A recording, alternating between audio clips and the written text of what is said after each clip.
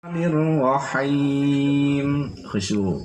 Maliki yaumiddin khusyuk.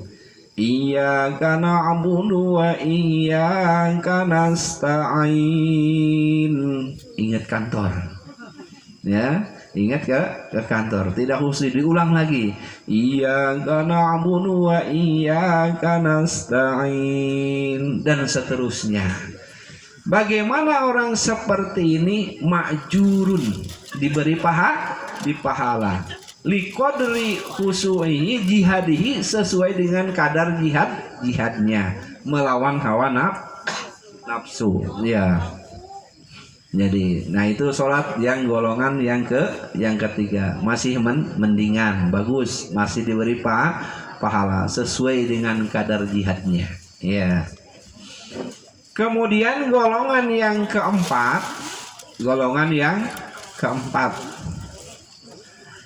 muhafidun alaiha, dijaga syarat dan rukunnya ya.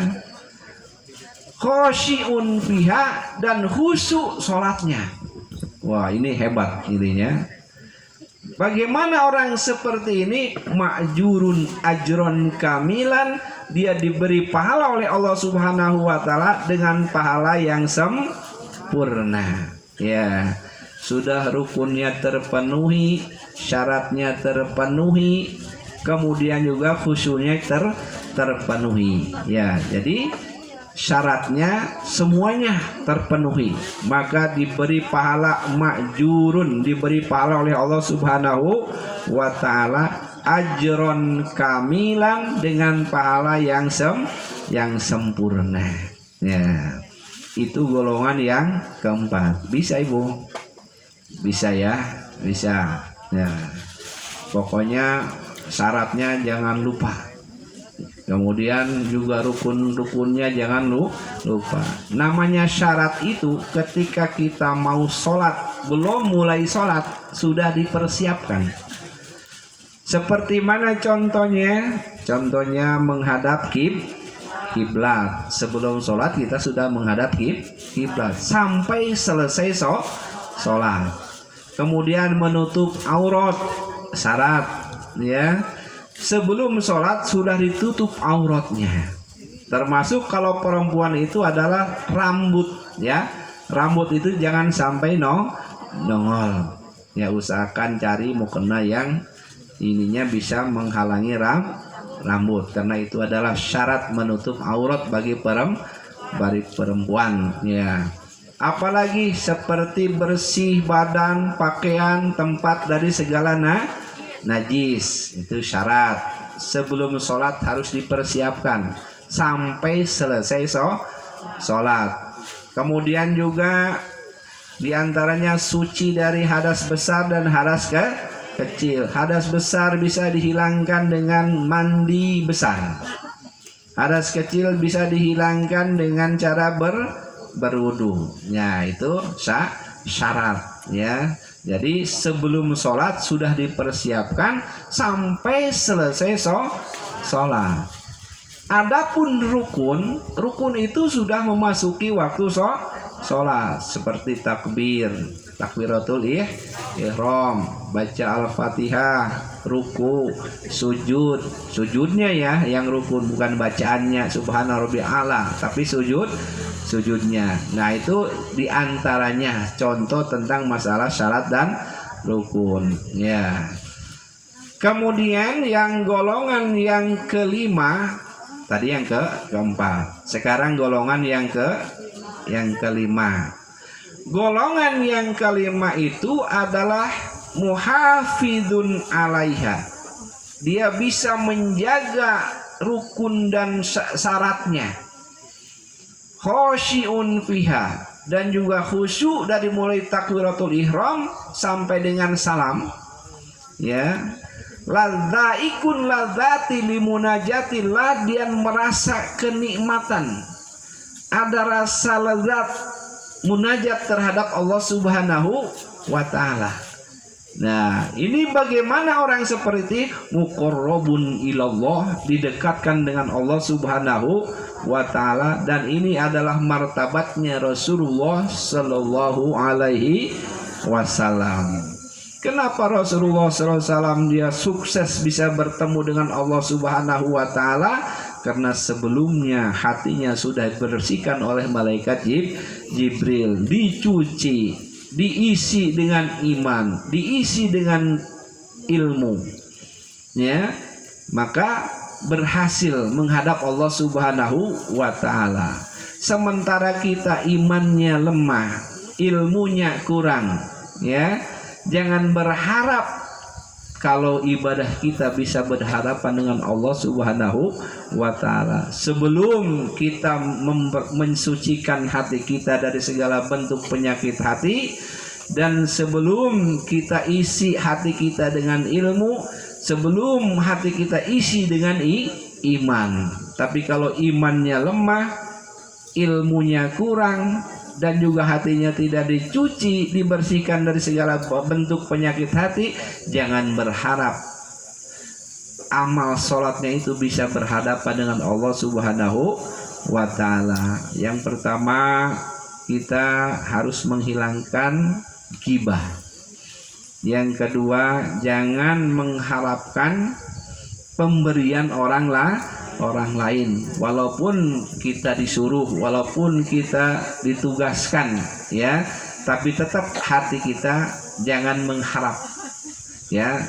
Mengharapkah daripada rezeki yang halal dari Allah Subhanahu wa taala, walaupun saya tidak mengatakan itu adalah haram, ya. Itu adalah rezeki dari Allah Subhanahu wa taala. Yang penting kita tidak berharap. Yang ketiga, jangan merasa sombong ketika melaksanakan sholat, merasa diri paling mulia, merasa diri paling soleh, merasa diri paling rajin, merasa diri paling gitu, ya. Itu namanya sombong, takabur. Kemudian yang keempat, hilangkan rasa sifat ujub, ya. Kalau kita sholat tahajud itu susah, ya, bangun tahajud itu susah. Ketika kita berhasil, bukan hasil karya kita, itu adalah rahmat dari Allah Subhanahu wa taala. Itu adalah taufik dan hidayah dari Allah Subhanahu wa taala. Maka ketika kita mau sholat, supaya hilang rasa sifat ujub itu, ingat ketika kita mau sholat, alhamdulillah dikersakan bisa sholat oleh Allah Subhanahu wa taala. Insyaallah sifat ujub itu hilang daripada hati kita. Kemudian juga sifat hasud, iri, dengki, ya, itu harus dihilangkan, ya, ketika kita mau sholat minimal, ya, syukur selamanya, ya. Kemudian juga yang selanjutnya adalah harus ada rasa kasihan terhadap makhluk Allah, khususnya kaum muslimin muslimat ketika sedang kena bencana. Dan yang keenam, hilangkan sifat riya. Ketika kita sholat ingin dipuji orang lain, ingin mendapatkan hati di orang lain, supaya kita dibilang orang yang rajin, orang yang taat kepada Allah Subhanahu wa taala. Nah, itu harus dihilangkan supaya sifat riya tidak menghancurkan pahala sholat kita. Nah, itulah diantaranya yang dapat saya sampaikan. Mudah-mudahan ada manfaatnya dan bisa meningkatkan keimanan kita terhadap Allah Subhanahu wa taala dan Rasulnya, sekaligus meningkatkan kualitas sholat kita. Sallallahu ala Muhammad, sallallahu alaihi wasallam, sallallahu ala Muhammad, sallallahu alaihi wasallam, sallallahu